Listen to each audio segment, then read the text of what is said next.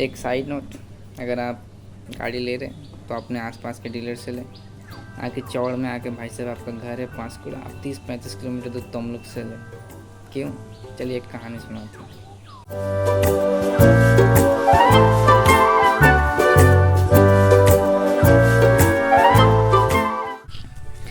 नमस्कार दादा, हमारे इधर से तमलुक जाने के लिए दो ठो रास्ता है। एक तो भाया पांचकुड़ा, एक तो भाया मेछेदा। एक तो हाईवे देखे है, एक तो पांचकुड़ा देखे है भीतर देखे।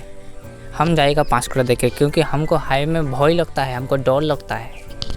और पांचकुड़ा जाने के लिए हमारे इधर से 2-3 ठो रास्ता है। एक तो भाया हाईवे थे और एक तो भाया भीतर देखे।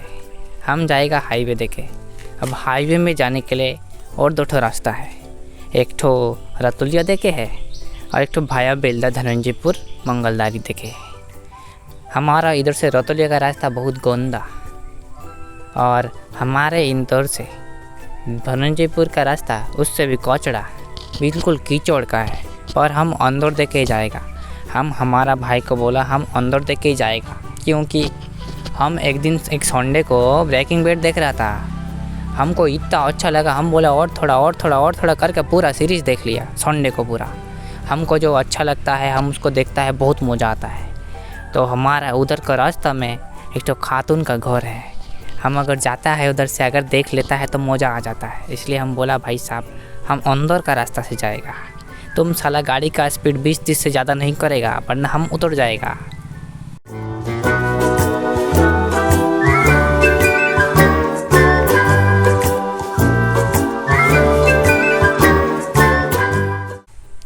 अब हम पहुंच गए थे तमलुक, पर मुझे जाके वहाँ पे बहुत ज़्यादा इनसिक्योर फील हो रहा था, इन्फीरियर फील हो रहा था क्योंकि मुझे बताया नहीं गया था कि यहाँ पे लड़कियाँ भी हैं। 7-8 लड़कियाँ थी भाई साहब। अगर लड़के होते तो मुझे इनसिक्योर फील होता भी नहीं क्योंकि ये सारे लड़के हम एक ही होते हैं। हम 100 दिन नहीं नहाते, ऐसे गंदगी में पड़े रहते हैं, कीचड़ में पड़े रहते हैं सुअर की तरह। तो मैं एडजस्ट कर लेता कि लड़के हैं कोई बात नहीं। और मैं पहन के गया भी था क्या, एक टी-शर्ट और एक ट्रैकिंग सूट जिसे मैं नाइट ड्रेस बोलता हूँ। अब नाइट ड्रेस में गया था तो इनसिक्योर फील ही होगा ना मुझे। अब लड़कियाँ तो बड़ी सज धज के आई थी, बताओ कितने सज सवर के। और लड़के तो सारे मेरी तरह ही गए थे जितने लोग काम कर रहे थे वहाँ पे। अब देखिए हम जब रिलेशनशिप में होते हैं हम लड़के, तो हमारा शादी हो या ना हो, हम पहले ना बेटा बेटियों का नाम सोच लेते। उसी तरह हम जब बाइक लेते हैं ना उससे पहले हम ये तय कर लेते हैं हमें कौन सा हेलमेट लेना है। तो हम बैठे बैठे बोर हो रहे थे। अभी हमारा उधर से भाई बोला था चलो हम हेलमेट खरीदने जाएगा। हम एक तो हेलमेट देख के रखा है, हम उसको खरीदने जाएगा। चलो हम हेलमेट खरीदने गए। आप ज़रा चेक करें सिनेमैटिक सीक्वेंस।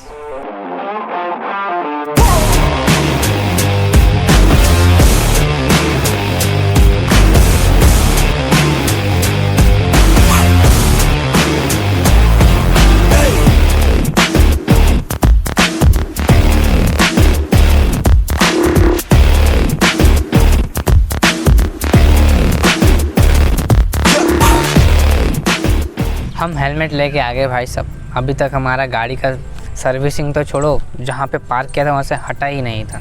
ऐसे अंदर जा रहे थे, वहाँ के लड़के लोग हमें ना गरीब की नज़रों से देख रहे थे, देखो आ गया गरीब। और मेरा भाई बोल रहा उधर से बोल रहा था हम इसका बदला लेगा। मैं बोला बदला नहीं लेना है, कमज़ोर लोगों का काम होता है। चलो अंदर एक ट्रिक बताऊँगा, एक निंजा टेक्निक। साहब अंदर गए और अंदर जाके उछल के डिंगे मार रहे थे। जब भी मुझे इन्फीरियर फील होता है तो मैं ना उछल के डिंगे मारता हूँ। बचपन से ही बहुत ज़्यादा फेंकता हूँ। आपको एक बचपन का कहानी सुनाता हूँ तभी आपको समझ में आएगा। देखिए आपको पता तो है हम लोग गांव से हैं, तो हमारे यहाँ पे हैंडपम्प होता था, पानी लाने जाते थे बचपन में। तो एक दिन दोपहर के टाइम में मैं और मेरे बड़े भैया पानी लाने गए। वहाँ पे एक खातून खड़ी थी, पता नहीं कहीं जा रही थी शायद। तो हम ना वहाँ उछल के डिंगे मार रहे थे। मेरा भैया पूछ रहा था बताओ तुम्हारा फ्रिज भी ख़राब हो चुका है गर्मी के दिन में भाई साहब।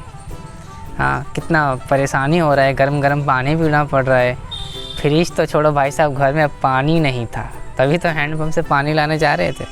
फिर ना मैंने थोड़ा ऐड किया। मैंने कहा देखो फ्रिज ख़राब हुआ है ना, गर्मी है ना, इसलिए मेरे पापा ने एसी लेके आया, आज ही लगाने आने वाला है वो। कि सही में सच्ची में। तो यही बचपन में जब भी मुझे कहीं पे इन्फीरियर इनसिक्योर फील होता है तो मैं उछल के डिंगे मारता हूँ। तो वहाँ पे मैंने शुरू किया अपना निंजा टेक्निक। मैंने अपने भाई को कहा यार तुमने ये N60 क्यों ले लिया, N160? मैं देने वाला था ना कुछ दिन में अपना डोमिनर, मुझे अब मज़ा नहीं आता है। 2 साल चला लिया ठीक है, अब क्या पूरी ज़िंदगी थोड़ी ना है कि गाड़ी चलाएंगे। ले लेते ना यार, तुम दे देते, क्यों ले लिया? और तुमने यार, मैंने कहा था ना कि बाइक लोगे तो मैं अपना GoPro कैमरा दे दूँगा, फिर ऐसे वीडियो बनाना, मोटो ब्लॉगिंग करना, एम एस के बना, ये क्या छपरीगिरी करते रहते हो? ले लेना यार अभी जाके GoPro, ठीक है। फिर मेरा भाई उधर से बोल रहा था, तुम साला हमको कैमरा दे देगा तो हम एडिटिंग किस में करेगा, फ़ोन में? मैं बोला देखो साहब, मेरा मैकबुक है ना पड़ा हुआ घर पे, ले लेना वो जाके, मैं नया ले लूँगा, MacBook ultra max pro plus PACS 5G ले लूँगा मैं, कोई दिक्कत नहीं है, पैसे की कमी थोड़ी ना, बहुत पैसे हैं मेरे पास। फिर मेरे भाई ने कहा अब कैमरा दे रहे हो भाई साहब तो माइक भी दे दो ना। मैंने कहा हाँ ले लेना, जाके 3-4 पड़ा हुआ है रोड का माइक, जाके ले लेना। वहाँ से लड़की ऐसे सारे जितने थे ना, अपना काम धंधा छोड़ के हम लोगों की तरफ देख रहे थे, हमारी बातों को गौर से सुन रहे थे। मैं ऐसे मन में बोल रहा था, देख के रहेगा लड़के, निंजा टेक्निक काम करता है। अब थोड़ा टाइम बाद पूरा शोरूम खाली हो चुका था। मैंने अपने भाई को पूछा कहाँ गए ये लोग? मेरा भाई बोला वो लॉन्च करने गया, लॉन्च करने। मैं बोला क्या लॉन्च करने गया बे? SBI में आया क्या? पूरा टाइम लॉन्च टाइम लेता है ये लोग। मेरा भाई बोला चलो हम भी लॉन्च करने जाएगा। अब देखिए साहब, हम लॉन्च करने गए बिरयानी खाने। अब शाहजहां का बेटा के साथ मैं लंच करने गया था बिरयानी खाने। अब वो सिर्फ बिरयानी तो नहीं खाएगा ना, बिरयानी के साथ खाएगा चिकन चाप।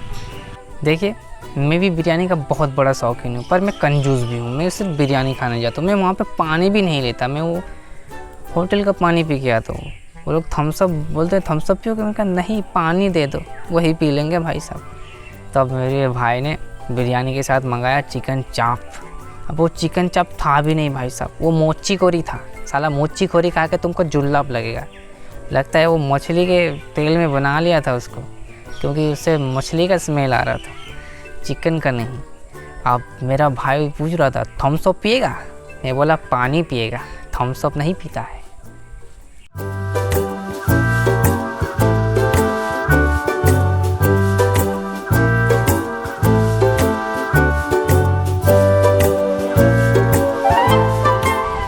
अब मैंने अपने दोस्तों के साथ प्लान किया था डोमिनोज जाने का। अब सारे दोस्त मुझे फ़ोन करे, 4-5 दोस्त फ़ोन किए जा रहे। उधर से बोल रहे जल्दी आओ। मैं बोला नहीं जा सकता साहब, यहाँ पे पूरी ज़िंदगी बीत जाएगी लगता है यहाँ पे सर्विसिंग होने के लिए, इतना टाइम लग रहा है यहाँ पे। बताओ, मुझे इतना बोर लग रहा था कि वहाँ पे जितने सारी बाइक हैं, मैं सभी बाइक को जाके इसे घूर के देख रहा हूँ।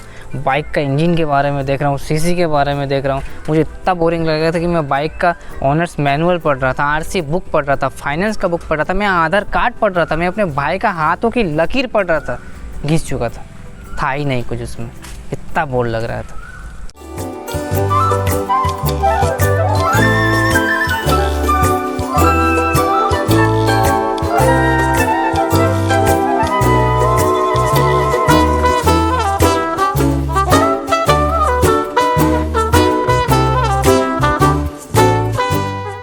अब हमें दिखा दुनिया का सबसे खतरनाक, भयानक, खलनायक, मेरा ड्रीम बाइक प्लाटिना 100।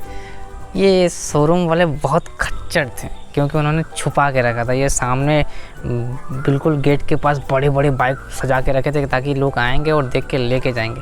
खैर साहब, सर्विसिंग हो गया। अब हम घर आए। देखिए सुबह को 9 बजे निकले थे, शाम को 7 बजे घर वापस आए। आके देखा हमारे एक दोस्त मुंह लटकाए हुए बैठे। मैंने बोला क्या हुआ भाई साहब, दुनिया ख़त्म हो गया क्या? उसने कहा हम बाहर जाता है, घर छोड़ के जाता है। बोला यार ठीक है, हम छोड़ने जाएंगे, क्योंकि मुझे पता है ना कि घर छोड़ के जाने का बहुत ज़्यादा दुख होता है, बहुत ज़्यादा पीड़ा होता है।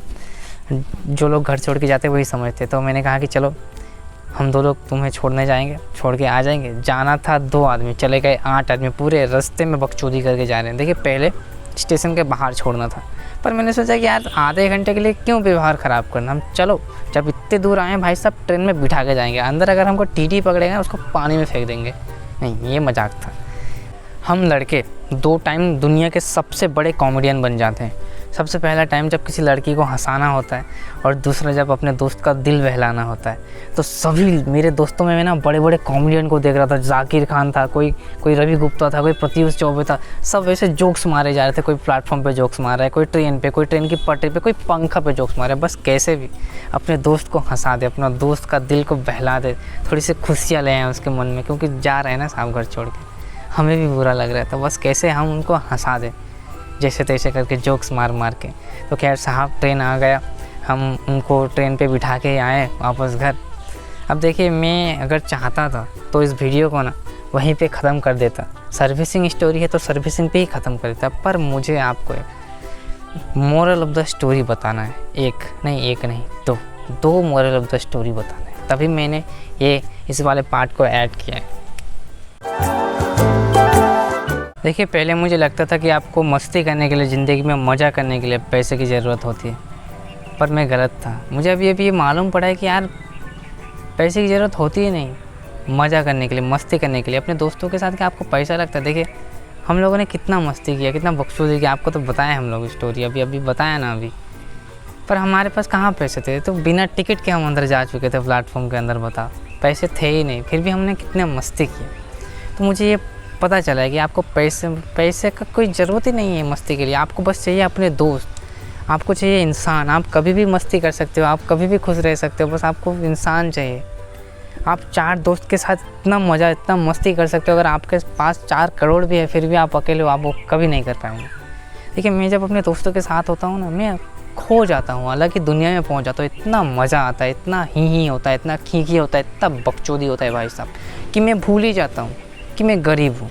मैं जब घर आता हूँ ना तब मुझे पता चलता है, जब अम्मा बोलते कि देखो प्याज 40 का हो चुका है, आलू 20 का हो चुका है, टमाटर तो भाई साहब कुछ दिन सोनार के दुकान में मिलेंगे, तब याद आता कि अच्छा ये बात भाई साहब, तो बिना टमाटर के खाना बना लो ना।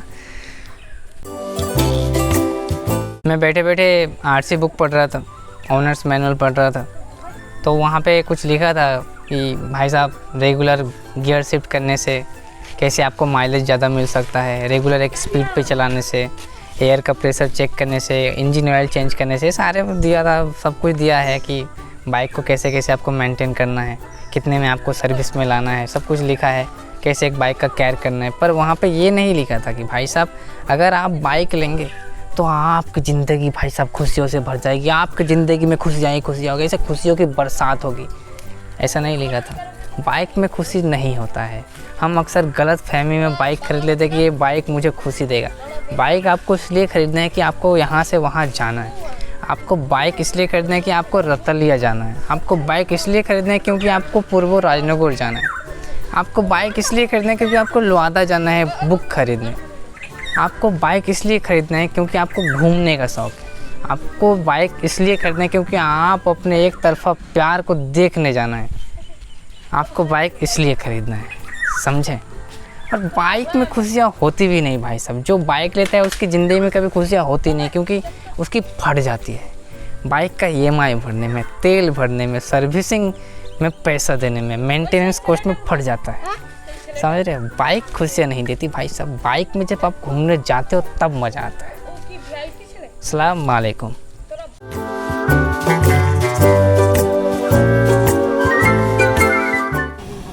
क्या खाओगे?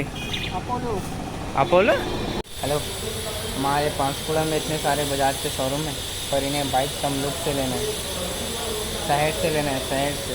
देखिए भैया जी, इनके भी तो गांव में बहुत सारे सैलून हैं, ठीक है, फिर भी तो ये रसलिया आते हैं बाल कटाने के लिए। हाँ, बात तो सही है, पर बहुत दूर नहीं हो रहा। शहर है।